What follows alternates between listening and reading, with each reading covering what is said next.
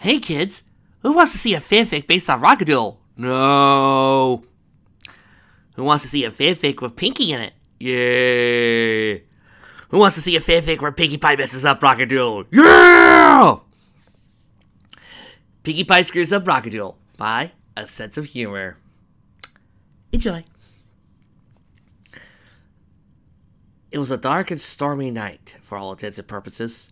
To go into details of it to just set up a scene would probably be a waste of words in this already insane little one-shot.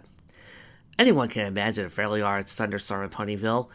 Above the heads of all of its equestrian citizens, the world had been turned to black and gray by the lack of light to create color. But one little light was on the top of her noble bakery. Nielsen Zaid, the solely employee of Sugar Cube Corner, was wide awake in her room.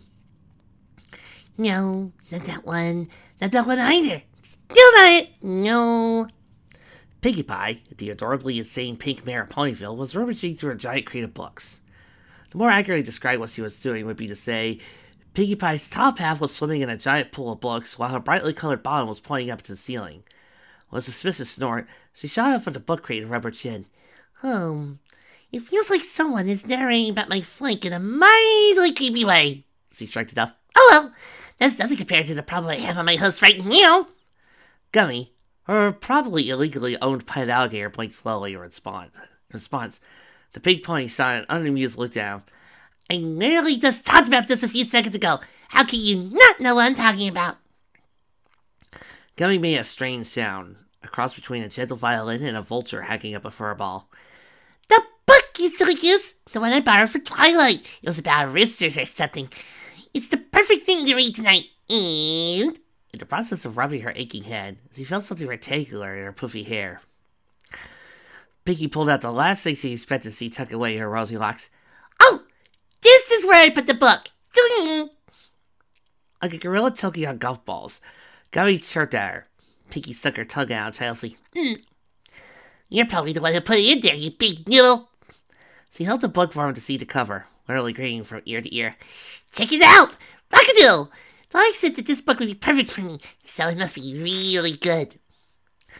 Scooping up the Everglades denizen with a hoof, she hopped in beneath the blankets of her bed and got herself cozy. Hermione opened the book for her to reveal the first page to the giddy horse. I hope it's got action and adventure and explosions and drama and romance and Henry Cavill. Henry Cavill. When Gummy attempted to crawl out of her strangling grip, she slapped herself on her free hoof. Yeah, you're right. Sorry. No distractions. Let's read this. Long before you were born, the sun came up. Pinkie rolled her eyes. Well, duh. She continued. Yeah, I know an everyday sun rays may not seem like such a big deal to some folks, but imagine for a moment if, instead of rising up, one morning where you lived, she took a look around and decided to go back to sleep. Pinkie scoffed and muttered something about Celestia before getting right back into the story. Was presented a picture of a very proud-looking rooster. It once happened to us. This was our rooster, Chanticleer. And though it was true that he liked to horse around some, the fact the boy could sing. We all had our jobs on the farm, and Chanticleer's was to wake up the sun. And when he crowed, up she came. When Gummy took a long look at his eyeball, his owner nodded eagerly. It sounds like a chicken Celestia. A Chicostia, if you will. Her hair flipped to pace automatically. Seems like the rooster was surrounded by a mob of farm animals, all staring up on a supervised super. You made me once the smartest bird that ever lived, but when he crowed, there was plenty of peace and harmony. Well, plenty of harmonies anyway, and lots of sunshine. There's no doubt about it. All Chanticleer kept those animals up and singing, shining. The next page opened with a darker, nighttime setting. Pinkie frowned as she noticed a much darker-looking rooster and Chanticleer squaring off. But all that was about to change. One morning, before Chanticleer was even awake, a really meanie pants snuck into our farm to stop Chanticleer from crowing. Of course, Chanticleer couldn't give up without a fight, but what he did know was that this stranger had been sent by the Grand Duke of Owls. Nasty fella. So he stared at an uncertain cough of Gummy. I don't know, maybe he picks his nose and eat it. There's a lot of reasons ponies call you nasty. She tuned intensely as the next displayed an image of Chanticleer staring into horizon, shocked by the sight of a rising sun. The good news here was that Chanticleer won the fight. The bad news was that Grand Duke's bully had won this dirty deed, for, in all the commotion, Chanticleer had plumb forgot to crow. The sun was coming up and down. When Chanticleer saw this, it broke his heart. He reckoned maybe his crow never did raise the sun. The solemn narrator paused to hug the book tearfully. Poor Elvis Presley rooster. The following page pictured a disgraced rooster walking away from the scornful animals. The Grand Duke's evil plan had worked. He turned us against our very best friend. And without a reason to crow, poor Chanticleer left the farm to go work for it in the Cartoon Network City with Samurai Jack, Powerpuff Girls, and all the other big shot names. And then came the rain, and our troubles with the Duke. Pinkie Pie snoring at the image of the roly-poly animal, her hoof poking him in his right smug-looking face. As he flipped the page, it gasped to see nothing more. What? This can't be the end of the book. And yet it was. She scanned over the book every way that she could possibly think of, found nothing more than after the image of the villainous owl. There wasn't even a ambiguous end credits scene to tease the next book. Gummy nuzzled a pony as he slept and whispered to herself, Oh no, this is worse than Infinity War! Well, maybe not worse, but really close to it. Poor Chanticleer. Pinkie was too engrossed in figuring out why her voice sounded so loud and echoic on the last part to notice the tree until it was crashing right through her window. She scooted to get back against the headrest of her head, blinked with wide eyes at the damage to her room. I don't get it! There isn't a single tree within miles of Sugar Cube Corner! Her befuddled musings were once again interrupted. This time by the looming silhouette of a giant figure beyond the hole in the wall. The tree creaked as the heavy-set figure walked forward in a thick trunk. The element of laughter inhaled most of the air she had ever inhaled in her life and grinned tearfully. Santa Claus! I knew you were real! No, it's not Santa Claus. The figure stepped out from the smoking haze, revealing an impossibly sized owl in a vampire cape.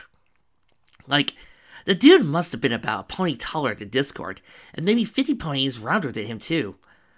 His chubby face was wrinkled with age and contained anger, while a cracked monocle sat before his right eye. Both beady eyes were glaring down at her. Wait, you're not Tim Allen? Gummy, he's not Tim Allen! Huffing in disappointment, Pinkie Pie crossed her arms and pouted. Who are you, Mr. Not Tim Allen? Ignoring her unbelievably strange rambling, the old bird of prey pointed a feathery finger at her snout. You put your hoof in the Duke's face, remember? He tossed his monocle at her hooves, where he broke it to little pieces. These are expensive, little brat! Pinkie calmly pulled a broom out of her hair, much to his surprise. She swept the glass remains into the dustpan, and Gummy deftly carried the dustpan off. Come on, man. You can do this. You can do this. You can't crack an owl. I won't crack. I might snort, but I'm not gonna crack.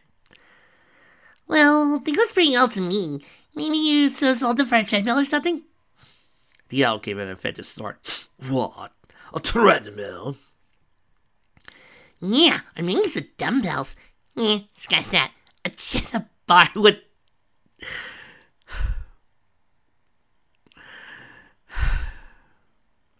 A cheddar bar would get rid of all that fat for you.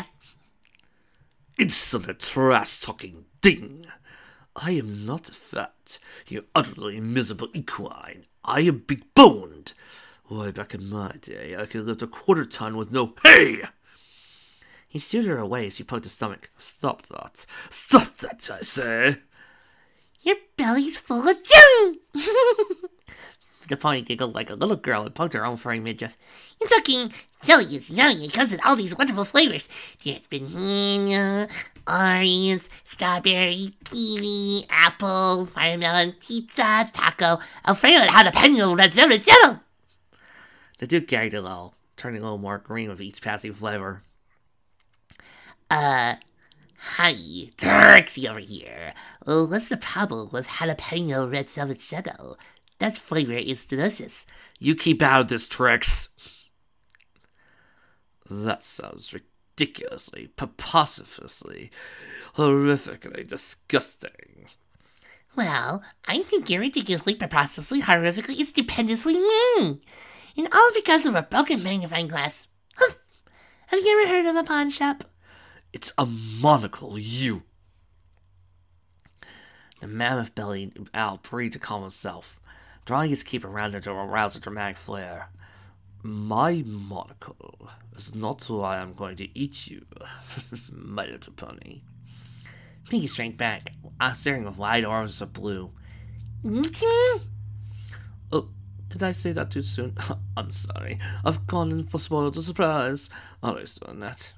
Seeing an opportunity to drive fear into his newest entree, the Grand Duke began his traditional, yet unnecessarily long monologue, starting off with a villainous grin.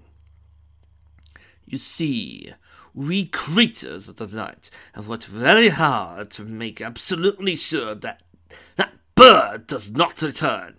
The task was very harrowing, with back-breaking procedures and tedious little habits that have worked to keep him away. He sneered at him. And you with no regard for the feeling of others, have the nerve to call him back here by name.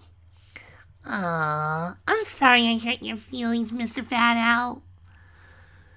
Pinkie crawled back forward and gave his giant belly a hug, staring with puppy dog eyes with the desire to fed. You know I so now of everything you just said. What was that last part again? I called Michael B. His name. The bird pits the prints of his beak. Why hadn't he become a doctor, like Mother wanted? You called for Chanticleer, right? The pony scratched her head in confusion. Nope. All he said was, poor Chanticleer. She leaned way out of the side of the window to look around his legs. You hear me or something? Is he here? No, but hearing you is not the point. It's not? You mean to tell me I'm going to be eaten simply because I said the name of a festival rooster who didn't even hear me? Well, granted, he couldn't have possibly hurt you, and he's probably... Wait, you think this is all fiction? Yep. What are the chances of a talking pony and a talking owl talking about a talking rooster, am I right? Girl, are you really that insane? Well, yes! Yes, sir, I am. Thank you. Well, as long as you know, I suppose. After a moment of awkward silence, the Duke reached down and picked her up by the scruff of her neck. Right then, I suppose I'm going to eat you now. Oh, you are serious? Okay, if you must. Pinkie asked, sounding more confused and scared of her slow descent to his open beak. I need to be careful. I did let my friends know I'd be getting eaten tonight, so they're probably going to kill you after this. Especially my one friend, Rainbow Dash, who totally... Likely story. The Duke said above her ranting, slowly lowered her into his open jaw. Only for her to shove a giant cork into his beak. The Duke gave a muffled amount of surprise and instantly dropped the pony to try to pry the cork out. Distantly, he could hear Pinkie Pie talking. Did any pony ever tell you that you have really bad breath? It reminds me of this one time back when I was still at itty bitty Philly on the frog farm, and my sister Limestone swallowed a really bad onion. It's the... The villainous owl turned around, finally removed the cork from his mouth. Thus as he inhaled to give her a hearty scolding, suddenly chopped down on his left leg with a mouthful of teeth. The owl hopped around on his one leg in complete agony, pulling and yanking on the dog that was suddenly attached to his leg. No, Mr. Fat Owl, you had to spray with water to get it off, Pinkie declared, before looming up in thought. Yeah, there was this one time where... The Duke finally yanked the dog off his leg, wrapped his feathery hands around his neck. His grip tightened as he instantly recognized the pads-clad canine. Patu! You'll pay for that, mutt. This does not concern you. It does if it's about shut up. The dog didn't say more, with the grip getting tighter. The Duke chuckled furiously until a tiny, familiar sound got his attention. He sighed and glanced down at the rambling pony, who was casually leaning back against her bed. He strangled the mutt with his one hand as he placed the other hand on his hip. Do you even care about what's going on right now? No, not really. Maybe I'll care when I finish with the story. The mare suddenly whipped out a flashlight from her mane, aiming straight at the tall bird of prey. So, anyway, the crimson dagger was backed up against the wall, and his only hope was the lightsaber, so he flicked it on and boom! Duke Mouse screamed like the little chipmunk as a beam of light blasted him out of the hole he invaded her room. The only sounds left were the rain, angry flapping in the distance, and the coughing of the dog. Oh, and Pinkie Pie fancying. Then the mean squid monster went poof, and everyone lived happily ever after. The end. So you noticed the dog struggling for breath and held out a hoof. Hi, Doggy Dog. I'm Pinkie Pie. Ugh. We were this close. Oh, that flashlight biz was quick thinking on your part.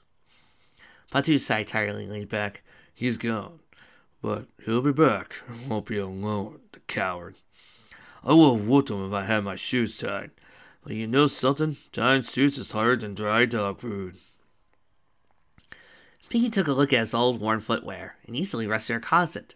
In a flash of pink, she had his shoes off and replaced them with brand new sandals. There! This would be much better. You know, that's a question I've got to ask about the movie. Why didn't Patu ever wear Velcro shoes, sneaks? I mean, I get it. His shoes are supposed to help with his bunions. But couldn't, Velcro work just as well? I guess so. Never worn these before. Hope they help with bunions. An indescribable squeak got his attention from the hole in the wall. Yeah, you come in here, peepers. We can't stay here for too long, Patu. By my calculations, this can't possibly be the city. Let's see. 367 southeast, or is it 676? A tiny mouse in a dress and large glasses waltzed around without looking up from her notes. Was caused her to run smack dab at the gummy snoot. Look, an owl's clear. Pinkie waved her off with a scoff. Silly Twilight ripoff. Gummy's a toothless gainer. He couldn't buy a butterfly. She giggled stupidly. Well, I mean, obviously he could buy a butterfly, but he couldn't buy anything mouse-sized. Now, a shoe is a different story, because baby gators are known for...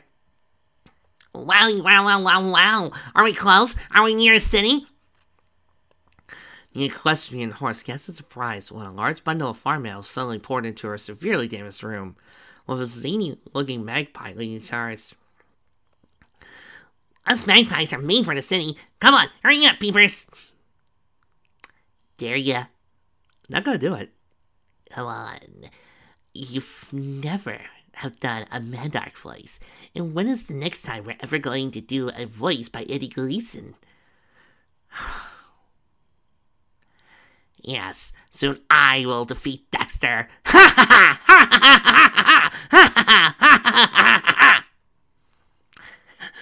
Thank you. You're welcome.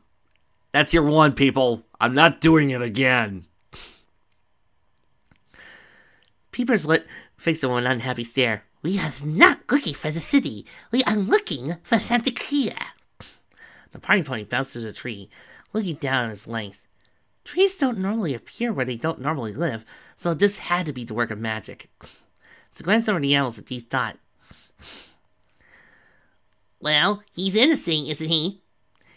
She wants the magpie snap. Girls, they think they know everything. Why don't you just run home, be a mousewife, make cheese? Snakes, you think you are so superior. Superior, nice lip. My lisp isolates and elevates me and makes me a rare specimen. This is just flipping garbage. Pinkie marched back into the room after actually trying down the tree and looking around. Okay, is it just me, or did all this happen without lighting anything up? Like, not a single light is on outside? My point exactly, the magpie sneered. We gotta get out of this dead joint. The city's where it's at. Pinkie shook her head. Silly Daffy Duck ripoff. Pennywise is in Derry, not the city. What? Patu sighed and looked up. Okay, we gotta focus. We all done wrong, and that's why we're searching for the city. We gotta find Shanty and apologize. You'll forgive us. Come home and the sun. This can't go one thick without raising my voice a few high times, can I? A trio of chicks cooed out loud. Okay, Pinkie agreed reluctantly. I have a feeling we're all going to ignore that one time it rose with Adam. What time? It literally says in the book that it rose up with Adam. Why did it do then and not now? When all the animals shrugged at her, she shrugged right back. Okay, I do get that answer. Like an army general, she marched back and forth alongside them. Alright, fellow barn animals, the time of kicking back and relaxing is past. Your Elvis Presley, Princess Celestia, and Rooster has finished, and I shall lead half of you to retrieve him no matter the cost. I will be frank, some of you may not survive. Everyone exchanged glances when she suddenly burst into laughter. I'm just kidding. Everyone is going to go through this. You three who actually have names, come with me. She started to lead Patus, nice to peepers down the tree trunk. The rest will follow Going's command while gone. Any questions? A pig raised his hand sleepily. Well, why did the owls come back? We got no lights to protect us. Pinkie gave him a nifted smirk over his shoulder. Oh, I have a specific light in her desire way right now. I paused time and sent her a text message. Give her a few minutes. Ah, jeez. Snipes exclaimed when they got to the base of the trunk. Water flowed through most of the town. Saucing biking under a torrential downpour. We're not going to get anywhere in this. Nope, but we are going anywhere in this. The trio of animals watched her shocked as she vomited up a raft, was instantly inflated to a decent size to sway steadily on choppy waters. All aboard the Pinkie Express. You'll hear an iceberg, aces are on the left. See us one straight, pony. Peepers whispered to Patu, but bored nonetheless. Patu climbed on next, hoping his new sandals didn't get wet. I've decided not to question it, for my own sake. Chapter 2. And then I was like, oh no, are you crazy? Snipes sighed and rested his hand on his hand. Yeah, you said that. Pinkie's tail whirred and kicked through the wire like a motorboat engine, propelling the raft forward like an easy breeze. She had been talking over the noise of the rain in her own tail for the past half hour, much to the chagrin of the bird. Pinkie didn't seem to notice. It was the funniest day of my life. Who's down? You said that too. I had no idea there was an entire planet full of talking ponies with horns and wings. Peepers murmured thoughtfully. Hate to interrupt your story, Pinks. Patu pointed up to the sky behind him. But I think we got company. Pinkie leapt to the raft and squinted down at the dark skies. She grinned widely when she saw a pack of owls swooping down towards them, led by a tiny owl that seemed bent on having flighted the Valkyries. Oh no! Pinkie screamed silently. You're here for the pony! Are you crazy? Snipes scooted down towards the raft in fear. They've been sent by the Duke of Owls to kill us! That's silly. You're obviously here for the talking animal raft party! She whipped out an undeniably large cannon and tugged on the trigger string connected to it. I'm here, guys! Down here! The giant confetti ball exploded right in the middle of the owl army, tossing them into an unconscious tangle of bodies that soon hit the water. Pinkie pounded disappointment with herself. Oh man, I knocked it out of the sky! And you know something? Patu asked Snipes and Peepers with a smile. I have a feeling we're going to bring back the sun in no time. You know, I've got to know. Did Pinkie know that they were attacking and did that on purpose? Or was that purely an accident? Boop, boop, boop, boop, boop. You know what? You'll never know. Boop, boop, boop, boop, boop. Trixie? Yes. Get me my bat. Trixie was, but Pinkie replaced it with a foam bat just in case she knew you would come after her. I'm going to get that mare. I swear to God. I swear, Pinkie, next one shot is to my dearest friend. You hear me? I'm going to read the most depressing fanfic I've ever made with you. You got that? Boop, boop, boop, boop. You wouldn't have the guts. Mwah.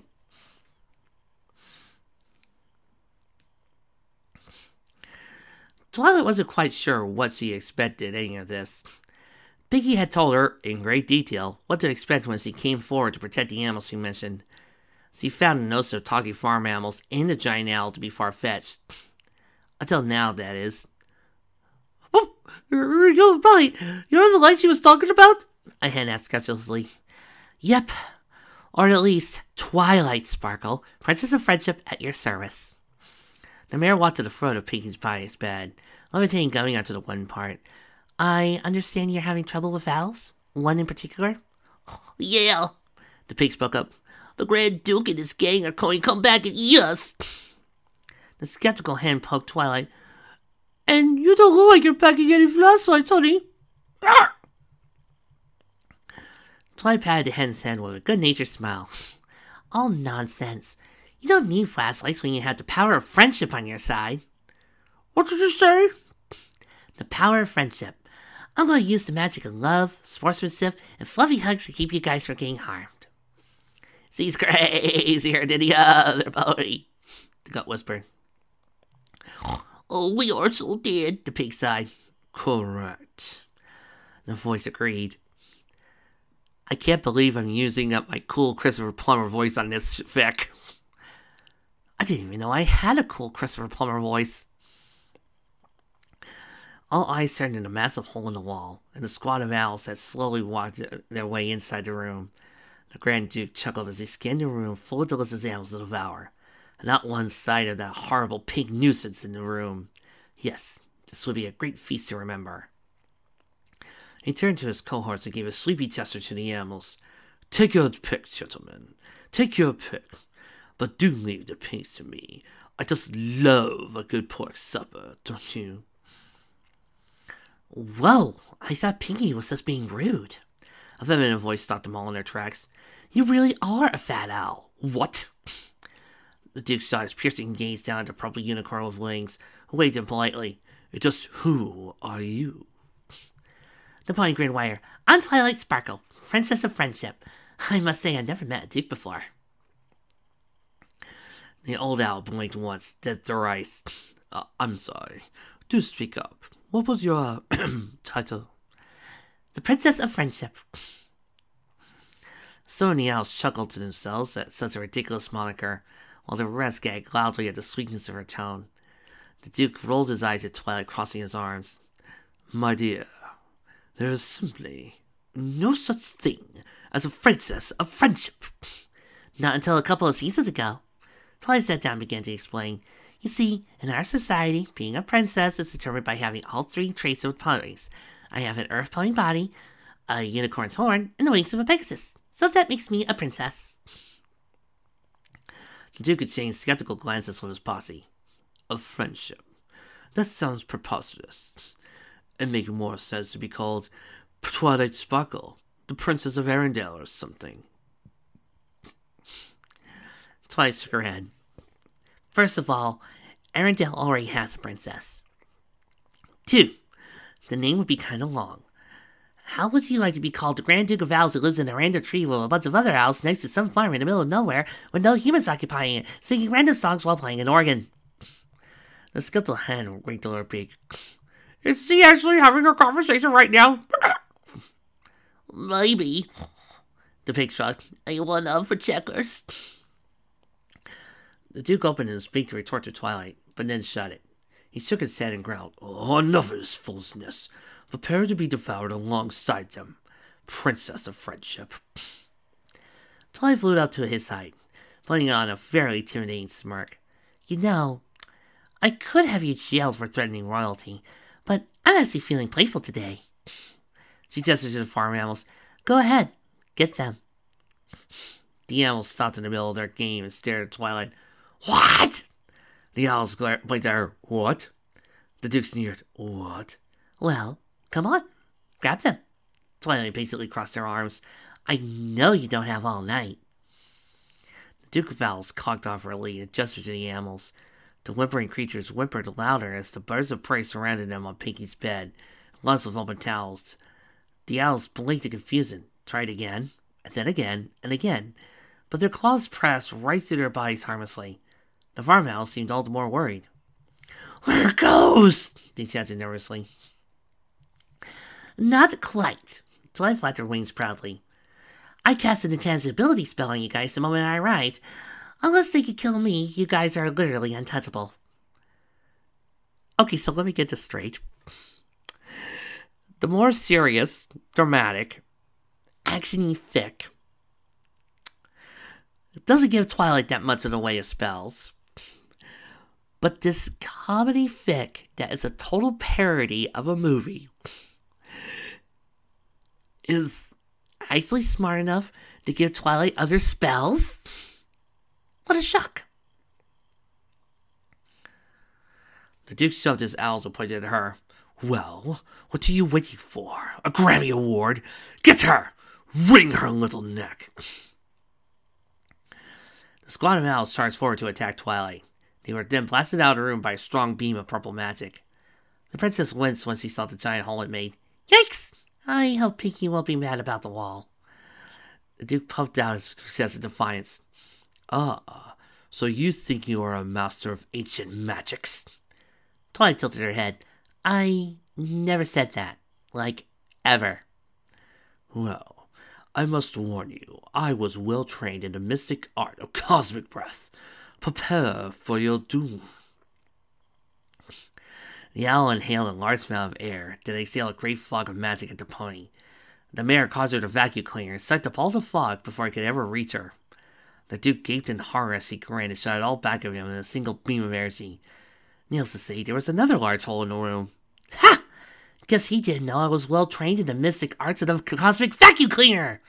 With a pleased sigh, she turned to the farm owls. I can't believe you guys had a hard time with him. He seems fairly... Wait, are you playing checkers? Yep, the hen shrugged.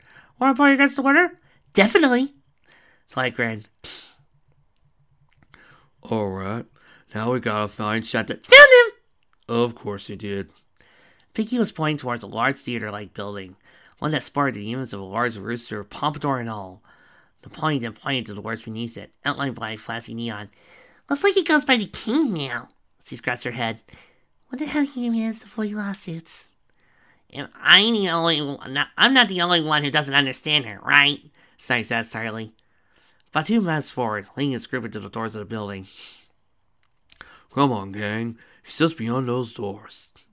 Suddenly, a very large, intimidating toad stepped in front of the doors with crossed arms. Oh, what gives? Oh, the giving tree, yes. Pinkie exclaimed heavily. Get your mooks redefined, preach. The toad pointed a finger at the signs posted below the rooster, written on black and white. And he said things like, no magpies, mice, dogs, or ponies allowed, and only penguins enter, and even a You shall not pass! The toad crossed his arms again, glaring at Pinkie rubbed her chin.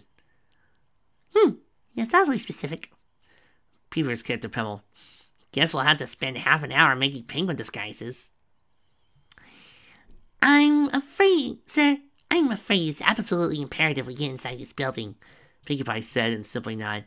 So, you will let us pass.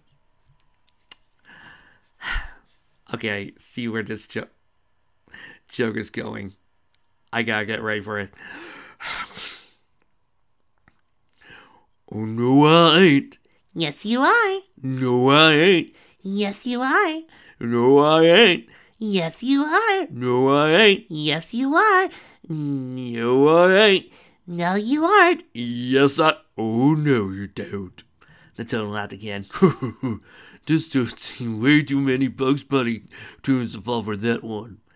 Pinkie stabbed her hoof with frustration, then lowered her head in a pout. Oh, fine. Let's go, guys. She blinked in shock as she noticed something. Just make sure you tie your suits. Last thing a bouncer needs is to trip over himself. Eh? Well, what do you know? The toad leaned down when he noticed that his shoes were in fact untied. He made quick work of tying them up again, and soon he was back upright. Thanks for that. Eh? Where did you go? Dear Chanticleer, we're sorry. Come home. You're friends. Pinkie stared at her farm animal companions with a deadpan look. Guys, I know brevity is a soul lit, but this is ridiculous. Told you so, bit. Told you so, bit longer, Snipes. Peepers glared at him with crossed arms. Snipes glared right back. What am I, a poet? Why don't you write it, you critic? All right, Pinkie declared. Picking up the pencil in her hair and erasing the apology note, she got to scribbling on top of paper. We'll start with something better. To our dearest friend, Chanticleer. Sounds more heartfelt, doesn't it? Snipes started. What else? A rhinoceros waiter suddenly stopped behind him, glaring down in shock. Hey, how did you fool get past the bouncer? You're not supposed to be in here. Pinkie looked down calmly and handed him a hefty stack of bills. Are you really here? Whistling merrily, the rhino took the cash and walked off as if he had never seen them. Pinkie went back to her extensive writing assignment. And really, we are undoubtedly apologetic for our shallow mistreatment of you in regards to that sun incident. We see now that the bear was clearly not your fault, and you were merely the victim of a giant plot hole. Please come home to us, where we can all frolic and play in the grand light of day. That rings. The pony finished it off with, From your esteemed friends. and gestured his space behind that. Alright, everybody, sign right here. Peepers was the last to sign, and it was just about the time the object of their writing finally revealed himself on stage. In the middle of a very well put together sea-themed environment, ripped right out of The Little Mermaid. He was dressed as something undeniably flashy and shiny, with a giant pompadour to top it all off. He began singing something as part of the show, but would require a less lazy writer to describe it.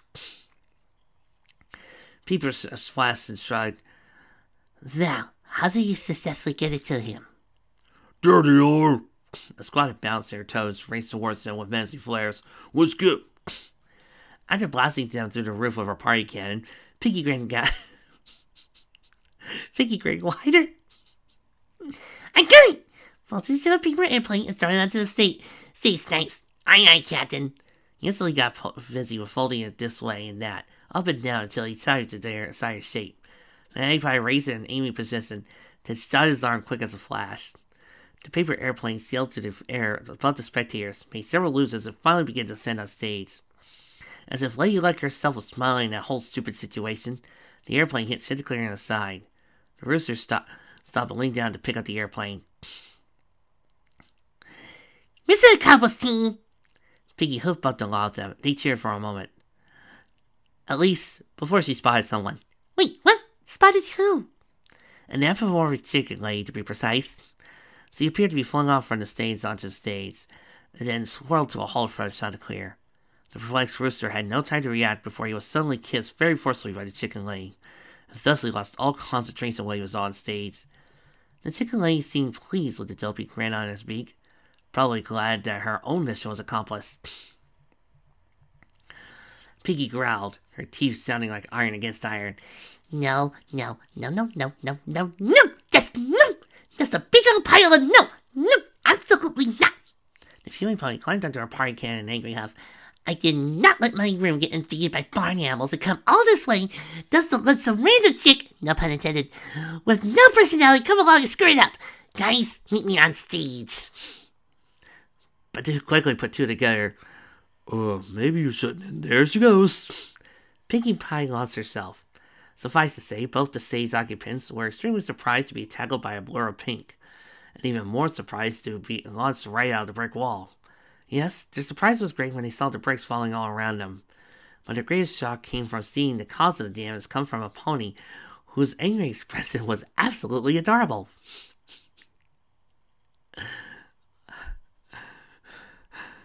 Go on, read the line.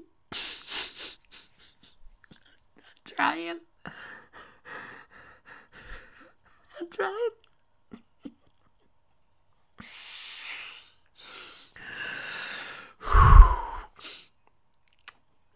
You stay out of this!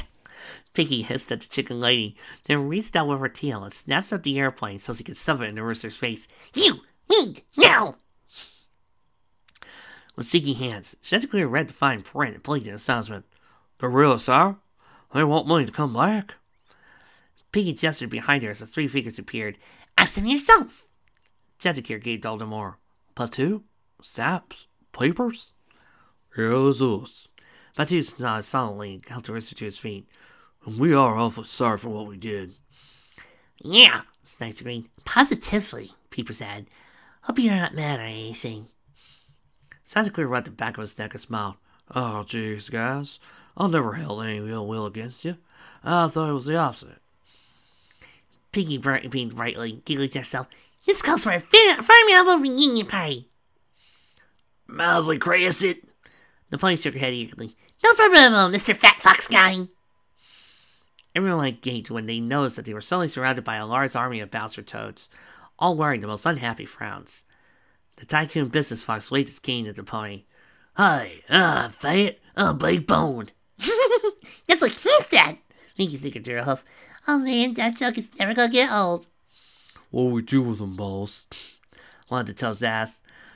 What do you think, you idiot? Lock them all up and swallow the key for good measure. Except for our two big money makers. They's got shows to do. Peepers pinked Pokey's hoof. Well, now'll be a good time to do that thing with your potty cannon. Shh!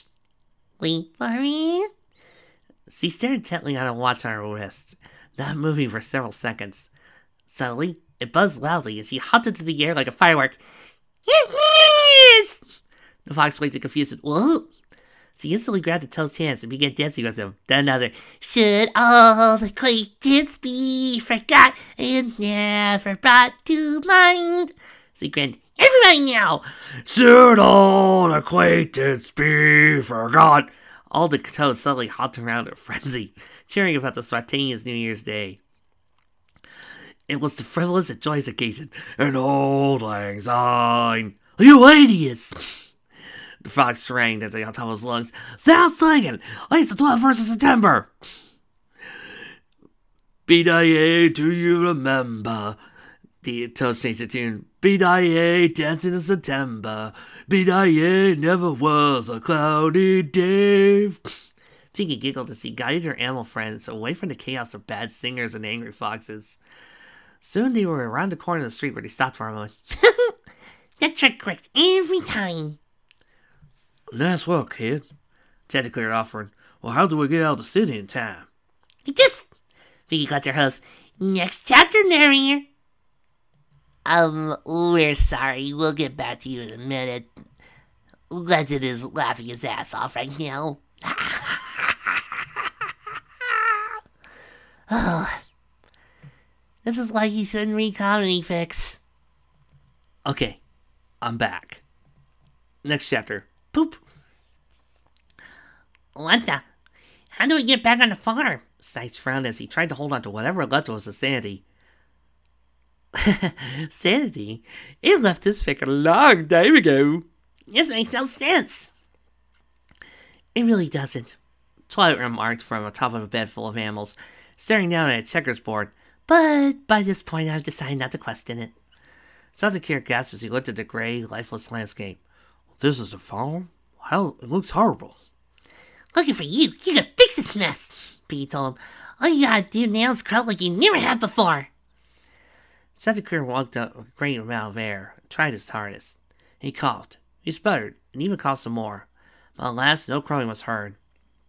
The rooster wheezed to himself. I just don't have it in me like I used to. Been seeing too many blues, guys. He sighed. Some cunning I'll turn out to be. Frowning nervously, Pinkie patted on his back. It's okay. All you need is a cough drop or something. Twilight, you got any? Twilight looked up from her finished game with a sheepish look. Sorry, I'm out. Spike ate them all because of that Shrek incident. Before Pinkie could even begin to remember what she meant by the Shrek incident, a chorus of evil laughter got everyone's attention. Descending from the dark clouds was the Duke of Owls and his horrible posse, who landed not too far away from the assembly of make-believe animals. He chuckled in the rooster's direction, arms politely folded behind his back. Now, I do realize it's just frightfully impolite to go around eavesdropping like this, but are you by any chance having trouble with your throat? He chuckled to himself in silence. Nothing to say, old chap. No cock-a-doodle-doo. No midnight blues. Twilight lit up her horn and glared down, while Batu growled. You must be a glutton for punishment, Mr. Duke. Pinkie giggled. I'm just a glutton. While his eye twisted horribly at the latter remark, he still smiled. There's no need of alarm, my dear Twilight. I merely came to witness the failure of the king for myself. You have no idea how satisfying it is to see this. Pinkie poked him roughly, giving an adorable pout. That isn't nice at all. You shouldn't be so mean to people, you big meanie. He growled down at her. What? You heard me, you big fat chickpeas! Oh. The Duke stooped to her level with an angry scowl. Well, you shouldn't be such a stupid, worthless creature. The pink pony shrank back out from that. Her ears flattening against her mane. Twilight was seconds away from giving the Duke a piece of her mind for insulting her friend, when she suddenly noticed tears forming in Pinkie's eyes. Rather than show concern, she so feared and backed away. Oh no! The Duke raised a second eyebrow. What now? You fool! Twilight stepped back fearfully, looking around. You made Pinkie Pie cry. Don't you know what happens next? The Duke stared at Pinkie Pie as she began to whine and whimper freely. The sky above began to darken with storm cloud. The owls rolled his eyes. She's just a dumb, annoying creature. What on earth can she do to me? Pinkie gulped and pointed behind him. Not her. Him. The Duke turned around, and all confidence left him innocent. But you, what? How? Where? Why? What? I sadly can't show you the image, but, well, let me describe it to you the best way I can. They all turned and saw a man lowering himself from the heavens. A man with a Texas Ranger badge on his jacket, and with a mighty beard, perfect for defying evil, and a cowboy hat that hides his massive mane. It's him! The air owls nervously backed away from the 10-foot ball being of infinite power. It's the one! It's Achachacanores! Mr. Norris, what a surprise. The Duke chuckled nervously, oddly wondering how fast he could try to escape. Oh, who was he kidding? The man had outrun a black hole 12 times over. What brings you here? Chuck knelt down to Pinkie and patted her mane with as much comfort as he could. Hey, Pinkie. Who gave you that little face there? Pinkie looked up to reveal a sobbing, snotty face and pointed at the Duke in the middle of an ugly whine. That pink me right there said I was worthless. Oh, did he now? He narrowed his eyes. No. All I meant was that she was a worthless being, not worthless, yes. The old owl was hauled up by his collar, all the way up to the beard grimace of the Great One. Needless to say, he became frantic. No, I never meant to say that. Don't throw me to Saturn. I heard awful things about Saturn. Chuck Norris hummed and glanced down at his pink friend. Pinkie, whose face was oddly absent of tears and snot, thoughtfully stared at him. Well, I guess I'll forgive you. The owl sighed in relief. If you say you're a brony. Despite his immense confusion, the Duke gave his most unconvincing smile. I'm a brony. Louder. A giant hand shook him violently. Inhaled and deeply exhaled, I'm a brony. And so a great cheer rose up from the crowd of strange creatures, then whose incredibly manly words were uttered by a very unhappy villain. They then gathered some eyes around him, like old tin cans made from tree branches too. They then put together a sore cruise song with the only lyrics being, the Duke is a brownie, a brownie, a brownie. All right, pal. For that, I'm not going to throw you Saturn. Chuck Norris reassured him, and then suddenly reared back with preparation for a throw. But I am going to throw you to Mars. The Duke of Owls sighed in relief. Oh, thank you, you're merciful. Wait, Mars? I don't want to be stuck out there with Matt Damon! When the Duke was but a small speck in the dark sky, and his owls decided to run away and become librarians, the great Chuck Norris nodded with crossed arms. Well, I suppose my work here is finally done. Take care, all of you. When you're in Texas, look behind you, 'cause that's where Ranger's gonna be. No, let's do the full version. Huh? Why not? In the eyes of a ranger, the unsuspecting stranger had better know the truth of wrong from right. 'Cause the eyes of a ranger are upon you. Any wrong you do, he's gonna see. When you're in Texas, look behind you. 'Cause that's where the ranger's gonna be. Thank you. Pinkie tugged on his pants legs twice. Mr. Norris, my friend here is sad because he can't grow. He'd really be thankful if you could give him a cough drop. Oh, I'm sorry, little friend. I'm afraid I'm pressed out of those. Everyone gave him a slightly puzzled expression and he chuckled. I know. I usually couldn't just make one out of thin air. Now let's see. I might have something. Ah, here it is. Chuck finally fished out what had been wedged in his pocket. The object glinted in the little light there was. It was a golden metal glove, complete with 6 of those fancy colorful-looking stones. Got this doohickey off a bald fella, causing a whole heap of trouble. With some encouragement, he became my houseman. This should work. Yeah, I suppose if anybody was going to take out Thanos with one roundhouse, it would have been Chuck Norris. Well, actually, Thanos had the Infinity Gauntlet, so I'm going to say it took him 2 roundhouses. One to roundhouse kick the reality wiping out in the face, and then a second kick to knock out Thanos. He put on the glove and snapped his fingers. Chanticleer waited for a few moments to see if anything would happen, then rubbed his throat gently in the first sign of slight pain. Mr. Norris, I don't feel so good. You're alright. I think it worked. Give it a try. Chanticleer croaked a little at first, then a little louder at that. Grinning widely, he inhaled and produced a steady crow that launched him hundreds of feet into the sky. He circled the entire planet in a few seconds flat, with that mighty cock-a-doodle-doo of his. It soon enough landed right where he had been earlier. The clouds parted as they were being shooed away, and the sun was invited back into the sky like an old friend had been gone for so long. The farmlands returned to their beautiful condition, and the farm animals cheered as they rushed back to the lives they had left behind. With a wink, Chuck was back to his own house, and that left the others to watch him ascend. Patu turned to Pinkie and Twilight with a solemn nod. Thanks for your help, guys. We appreciate it. Twilight nodded back, smiling. It was our pleasure. Peeper sighed to herself. I feel like we would never have succeeded without your help. Pinkie scoffed at her, rolling her eyes. Oh, please. You guys would have succeeded with or without me.